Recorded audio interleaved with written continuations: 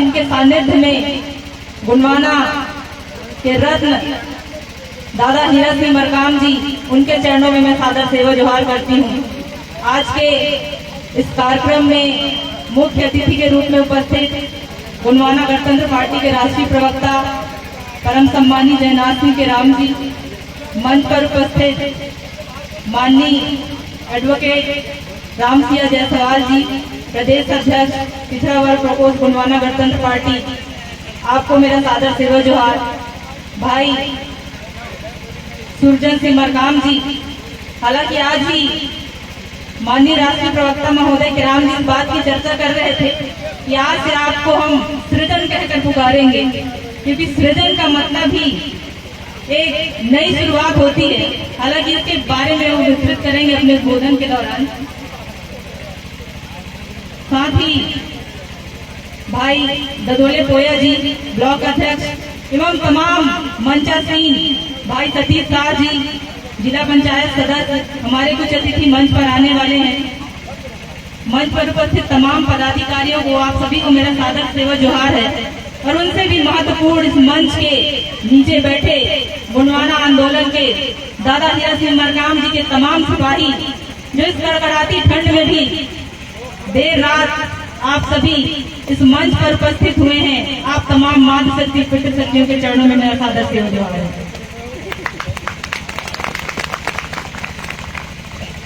क्योंकि मैं इस आंदोलन में बहुत छोटा सा हिस्सा जो है अपना योगदान के रूप में दे पा रही हूँ। सबसे छोटी सिपाही के तौर में मैं किसी भी मंच पर पहुंचने की कोशिश करती हूँ कि जहाँ पर भी दादा हीरा सिंह मरकाम जी ने संदेश को जन जन तक पहुँचाऊं, तो मैं यहाँ इस मंच से आपको कुछ सिखाने नहीं, बल्कि आप सबसे कुछ न कुछ सीखने आई हूँ, ताकि वो सीख कर मैं किसी भी जगह पर जाऊं और उस बात की जब मैं चर्चा करूं तो दादा का जो आंदोलन है वो ऐसे तमाम लोगों के पास पहुंचे जो गुणवाना आंदोलन के साथ चलना चाहते हैं, उसका हिस्सा बनना चाहते हैं। मैं इस दिवस पर आप सब लोगों के मन में एक प्रश्न छोड़ना चाहती हूँ, खासतौर पे हमारे जो युवा साथी यहाँ पर बैठे हैं, छोटे छोटे प्यारे प्यारे बच्चे भी बैठे हैं। हो सकता है बच्चों को बहुत कुछ समझ ना आए, हो सकता है बहुत सारी मातृशक्तियाँ इस मंच पर बस ये सोच कर आए कि यहाँ कुछ नाच गाने का कार्यक्रम होगा, परंतु ये बात विचार करने की जरूरत है कि आज इतनी देर रात को ऐसी कौन सी जरूरत पड़ गई कि हमारे जो कलाकार साथी हैं वो भी आज एक ही मंच पर उपस्थित हैं। हमारे जो वक्ता हैं, गुणवाना गणतंत्र पार्टी के तमाम जो पदाधिकारी हैं, वो भी एक मंच पर बैठकर ऐसी कौन सी बात आप लोगों को बताना चाह रहे हैं। सम्मानी रामसिया जायसवाल जी ने अपने उद्बोधन में बहुत सारी बातों को आप लोगों के बीच में रखा और उन तमाम बातों को आपको सोचने और विचारने की जरूरत है। आज हम किसी भी क्रांतिकारी का जब जयंती या बलिदान दिवस मनाते हैं तो उसके पीछे का क्या कारण रहता है, ऐसी क्या जरूरत पड़ गई हमें उन शहीदों को, उन वीर बलिदानियों को, उन क्रांतिकारियों को याद करने की। बिरसा मुंडा जी के बारे में हमारे वक्ताओं ने अभी बताया कि किस तरीके से वो अंग्रेजी हुकूमत के खिलाफ उन्होंने एक उलगुलान छेड़ दिया, एक विद्रोह छेड़ दिया। उन्होंने कहा कि जो जल, जंगल और जमीन है, इस पर हमारा अधिकार होना चाहिए। उन्होंने ब्रिटिश औपनिवेशिक काल के शासन काल के दौर में बहुत ही कम आयु में अंग्रेजों से लोहा लिया और उन्हें धीरे धीरे धीमा जहर देकर मार दिया गया। उसी प्रकार आज इस लोकतांत्रिक देश में, इस देश की तमाम जो जनता है, जो आवाम है, उसको किस तरीके से धीमा जहर दिया जा रहा है, उसको आपको समझने की जरूरत है। और बिरसा मुंडा जी की जो शहादत है, उस शहादत को याद करने की जरूरत इसलिए है ताकि कभी भी आपके ऊपर शोषण और अत्याचार हो तो आप बिरसा मुंडा बनकर खड़े हो। आप शंकर शाह, रघुनाथ शाह, मरावी जैसे योद्धा बनकर खड़े हो। आप दादा हीरक सिंह मरकाम जी जैसे एक महान नायक के रूप में इस समाज में जन जागृति और जन चेतना पैदा करने का काम करें।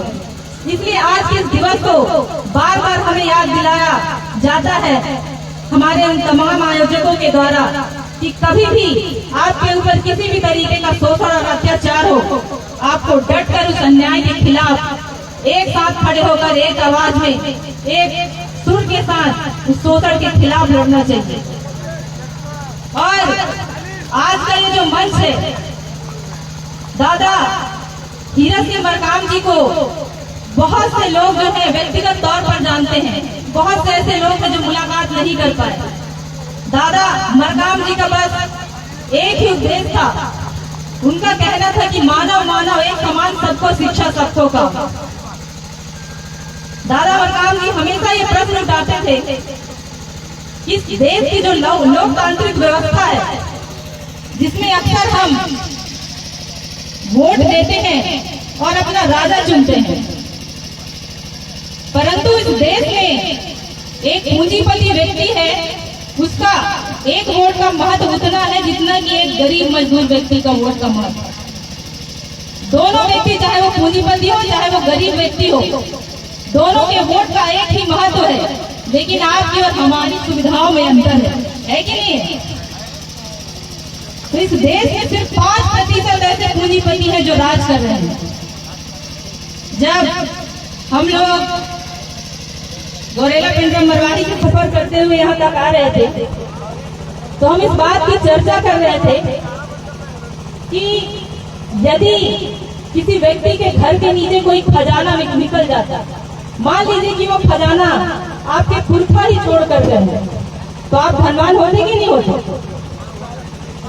परंतु आज आपकी जमीनों के नीचे तमाम खनिज संसाधन है, कोयला है, लोहा है, अफरत है, तांबा है, हीरा है, सोना है, लेकिन जितनी कीमती चीजें आपके जमीनों के नीचे हैं, उतने ही गरीब जो है ये समाज होता जा रहा है। सही बात है कि नहीं है?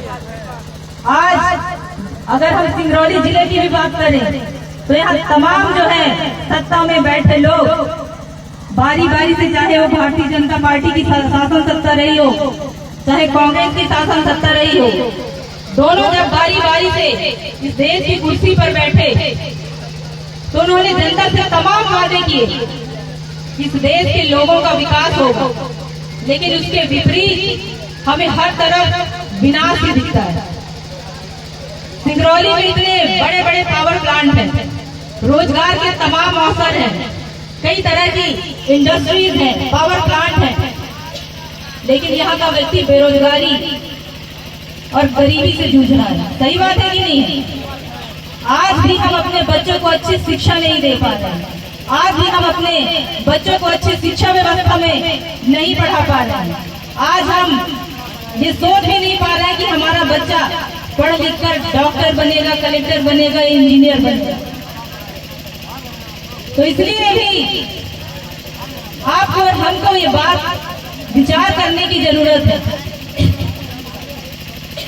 इस समाज में और इस देश में यदि कोई बदलाव ला सकता है तो वो है इस देश का युवा पीढ़ी। परंतु इस देश के जो युवा है, इस देश के युवा वर्ग को, चाहे वो मातृशक्ति हो चाहे पितृशक्ति हो, इस बात को विचार करने की जरूरत है। मैं अभी बैठे बैठे एक लाइन पढ़ रही थी, उसमें लिखा हुआ था कि ये जो इस देश की जो सियासत है वो जनता पे इस तरह एहसान करती है कि इस देश की जो सियासत है वो जनता पे इस तरह एहसान करती है कि आंखें फोड़ देती है और चश्मा दान करती है। सही बात है कि नहीं है? बांध बनाना है तो आपकी जमीन चाहिए, पावर प्लांट खोलना है तो आपकी जमीन चाहिए, सड़कें लंबी करनी है तो आपकी जमीन चाहिए, कोई उद्योग धंधा स्थापित करना है तो आपकी जमीन चाहिए। और बदले में क्या देती है सरकार? कौड़ी के भाव मुआवजा। कितने साल चलता है वो मुआवजा? जीवन भर चलता है क्या? इसलिए भी जरूरी है कि आज हमारे समाज का जो युवा है उनको जरूरत है बिरसा मुंडा जैसे उन्मूलन करने की, दादा हीरा सिंह मरकाम जी जैसे महानायक जिन्होंने पैदल चलकर पूरे देश में पीली क्रांति का अलग जगह दिया। और कहीं न कहीं दादा हीरा सिंह मरकाम जी के संघर्षों की कीमत हम कहाँ तक चुका पा रहे हैं। खास तौर पे हमारी मातृशक्ति यहाँ बैठी है, कुछ छत्तीसगढ़ से भी हमारे बीच मातृशक्ति उपस्थित है। छत्तीसगढ़ वालों को बेवकूफ बनाया गया महतारी वंदन के नाम पे, मध्य प्रदेश वालों को बेवकूफ बनाया गया लाडली बहना योजना के नाम पे, अभी बिहार वाले झांसे में फंसे हैं 10,000 के नाम पे। तो ये जो लॉलीपॉप देने का काम जो सरकार कर रही है, दादा हीरा सिंह मरकाम जी कहते थे कि आने वाले समय में ये जो समाज है बेटे, जो ग्रामीण परिवेश में रहता है, चाहे वो SC, SC, OBC समाज का व्यक्ति हो, आने वाले समय में मरने के लिए एक इंच जमीन बाकी नहीं रहेगी आपके पास। तो मैं अक्सर सोचती थी कि हमारे पुरखों के पास तो काफी जमीन है, कई एकड़, मरेंगे तो कहीं ना कहीं तो दफन किया जाएगा। तो इस बात को बहुत देर बाद मैं समझ पाई कि उन्होंने कहा कि बेटा दिन ब दिन भाई बंटवारे में परिवार जो है घट रहा है, घटते क्रम में आ रहा है। सही बात है कि नहीं है? 10 एकड़ से 5 एकड़ में पहुंच गए, 5 एकड़ से 2.5 एकड़ में पहुंच गए, 2.5 एकड़ से डिसमिल में पहुंच गए। जो व्यक्ति अडानी और अंबानी जैसे लोग जो बाहर से आके अपना उद्योग यहाँ स्थापित किए, वो आज देश के पूंजीपति हैं। और जो हमारे पुरखे जिन्होंने खेत खलिहान, उन झाड़ियों को काट कर खेत बनाया, उनको उपजाऊ बनाया, वो समाज आज 10 एकड़ से 5 एकड़, 5 एकड़ से डिसमिल में पहुंच गया। सही बात है कि नहीं है? और आने वाले समय में आपके बच्चों के पास, खास तौर पे मातृशक्ति, इस बात को बहुत ध्यान से सुने, क्योंकि आप लोग सिर्फ नाच गाना देखने के उद्देश्य से मंच पर ना आए। मुझे लगता है कहीं ना कहीं मातृशक्ति को इस बारे में विचार करना पड़ेगा कि आने वाले समय में आपको मजदूरी या फिर रोपा लगाने जैसा काम या झाड़ू पोछा करने जैसा काम भी नहीं मिलेगा। आने वाले समय में आपके बच्चे भीख मांगेंगे, या तो किसी सड़क पर या तो किसी पेड़ पर लटक कर फांसी लगाएंगे। बात बहुत पड़ती है, लेकिन सोचने वाली बात है, क्योंकि आज के डेट में हर काम मशीनों से हो रहा है कि नहीं हो रहा है? धान काटने का काम मशीनों से हो रहा है, धान रोपाई का काम से लेकर खेत जुताई का काम, सारा काम मशीनों से हो रहा है। आजकल बर्तन धोने तक के लिए मशीनें आ गई हैं, पोछा लगाने के लिए मशीनें आ गई हैं। तो ऐसा कौन सा काम है जो आपके पास बच जाएगा? जमीनें आपके पास दिन ब दिन कम हो रही है। बड़ी बड़ी कंपनियां, मुझे लगता है इतनी नैतिक समझ तो सब में रही होगी। आज भी हमारी मातृशक्तियों के अंदर वो क्षमता है जो मातृशक्ति पूरे घर को चला सकती है, जो मातृशक्ति पूरे परिवार को चला सकती है। घर की तमाम व्यवस्थाओं को मातृशक्ति ही उसका संचालन करती है। मुझे लगता है इस चीज का भी बेहतर समझ हमारी मातृशक्तियों के अंदर है। हम अपने बच्चों को कहाँ बैठना है, कहाँ उठना है, क्या बातें सुनना है, किसकी बातें सुनना है, ये समझा और सिखा नहीं पा रहे। सही बात है कि नहीं? रिंकी आए, हम द्वार से काम थोड़ी चले। अभी हम लोग जब आए थे, मंच पे प्रवेश कर ही रहे थे और गाना चल रहा था, टूरी के प्यार में टूरस गाना हो गया, ऐसा कुछ गाना था। मैं ये बात कहना चाहती हूँ कि दादा हीरा सिंह मरकाम जी ने इस मंच को बहुत ही मेहनत और बहुत ही संघर्ष और कड़ी तपस्या के साथ बनाया है। ये मंच जन जागृति का मंच है। हमारे कलाकार साथी भी यदि यहाँ पर उपस्थित हुए हैं तो ये भी आपके अंदर जन चेतना पैदा करने के लिए आए हैं, ये आपके अंदर जन जागृति पैदा करने के लिए आए हैं, ये आपको बताने आए हैं कि न्याय और अन्याय में क्या फर्क होता है, ये आपको बताने आए हैं कि आपकी भाषा क्या है, आपकी संस्कृति क्या है, आपके संवैधानिक अधिकार क्या है।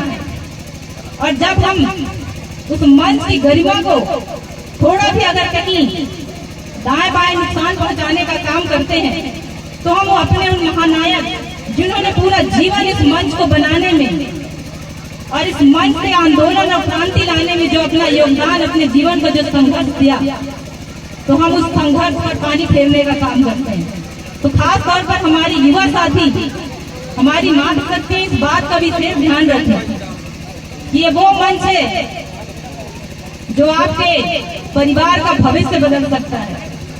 ये वो मंच है जो आपके समाज का भविष्य बदल सकता है।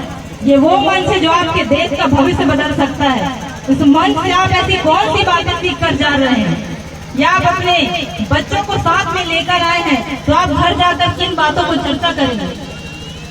हमारे जो युवा साथी हैं, मैं बार बार युवा साथियों को इसलिए कह रही हूँ क्योंकि जो हमारा जो वरिष्ठ व्यक्ति है, जो इस आंदोलन के साथ बरसों दादा हीरा सिंह मरकाम जी के साथ पैदल चल के, साइकिल में चल के, घर घर जाकर जिन्होंने जन जागृति फैलाई, आज वो उम्र की इस पड़ाव पे है कि वो आपको रास्ता दिखा सकते हैं। लेकिन जो हमारा युवा साथी है, वो दौड़ धूप करने का काम करेगा, वो दौड़ कर काम करने का काम करेगा। और युवा ही वो व्यक्ति है, युवा ही वो शक्ति है जो बंजर जमीन पर भी अनाज उगाने का काम कर सकता है। वो उन पौधों पर भी फूल खिला सकता है जहाँ नाउम्मीदी खिलती है। इसलिए भी बहुत जरूरी है कि आज हमारे युवाओं को सजग रहने की जरूरत है। आज हमारे युवाओं को जागरूक रहने की जरूरत है। आप जब तक गलत को गलत नहीं कहेंगे साथियों, गलत चीजें ही आपको परोसी जाएंगी।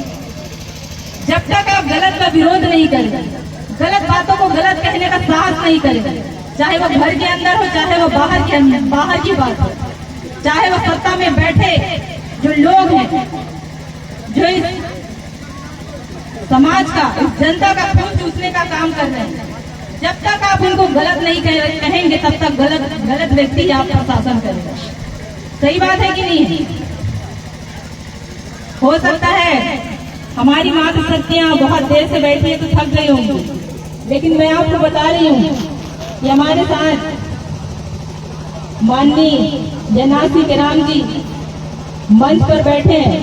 हम लोग सुबह से 9 बजे से निकले और 9 बजे से गाड़ी में सफर करते करते यहाँ पहुँचते हम लोगों को 6 बज गए।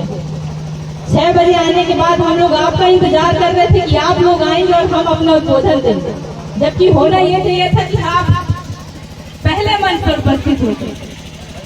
और हम उम्मीद कर रहे थे कि हम 8 या 9, 10 बजे तक मंच से आप लोगों से अनुमति लेकर चले जाएंगे, परंतु हमें लगा कि इतनी दूर का सफर करके यदि हमारे आयोजक गणों ने इस मंच पर हम सबको आमंत्रित किया है, तो इस समाज से कुछ सीख कर जाएं, इस समाज को कुछ संदेश देकर जाएं, ताकि आने वाली जो पीढ़ी है उसके भविष्य को सजाया और संवारा जा सके। अभी सम्मानित जयसवाल जी कह रहे थे कि गोंडवाना के बारे में लोगों को बहुत भ्रमित किया गया, ये गोंडों की पार्टी है। उन्होंने बहुत अच्छे से अपनी बातों को मंच पर रखा भी, और उन्होंने बताया भी कि गोंडवाना जो शब्द है वो इस भूभाग का नाम है। भारत को पहले भी कई नामों से जाना गया, आर्यावर्त कहा गया, जम्बू द्वीप कहा गया, उससे पहले भी इसे गोंडवाना लैंड कहा जाता था। और गोंडवाना को तोड़ने के लिए लोगों ने साजिश रची और उसे कह दिया कि ये सिर्फ गोंड लोगों का संगठन है। इस बात को आप सबको जो है जन जनता की इस बात को आपको बताना पड़ेगा। दादा हीरा सिंह मरकाम जी ने कहा है कि गोंडवाना संस्कृति विश्व संस्कृति की जननी है।